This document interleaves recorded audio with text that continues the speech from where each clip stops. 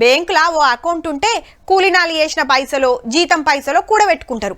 గట్లనే ఏదన్నా అక్కరుంటే బయట తీసుకునే కంటే తక్కువ మితికే పర్సనల్ లోన్లు తీసుకోవచ్చు. లేదంటే బంగారం నగలు కుదువబెట్టి పైసలు తీసుకొని నెల నెల మితి కట్టుకుంటా పోయి ఎల్లినాడు బంగారం ఇడిపించుకోవచ్చు. గట్లనే అనుకొని చాలా మంది ఓ బ్యాంకుల లోన్లు తీసుకుంటే ఎంత పని అయిందో చూడుర్రి. బంగారం పోగొట్టుకొని బాధపడుతున్నోళ్ళంతా ములుగు జిల్లా రాజుపేటల గీ బ్యాంకుల గుదువ పెడితే అసలుకే ఎసరొచ్చింది. బంగారం ఒరిజినలా కాదా అని చెకింగ్ చేసే బ్యాంక్ అప్రైజరు 1,44,00,000 విలువగల 2 కిలోల బంగారం ఎత్తుకుపోయిందట. చిత్రమేందంటే మనోడు ఇంట్లో పనిచేసే ఉద్యోగి కాదు, బ్యాంకు పక్కకే నగల దుకాణం నడిపేది. బంగారం కుదువ పెట్టుకునేటప్పుడు చెకింగ్ చేపిస్తారు కదా, గా పని దుకాణ పైన కప్పు చెప్పిరట.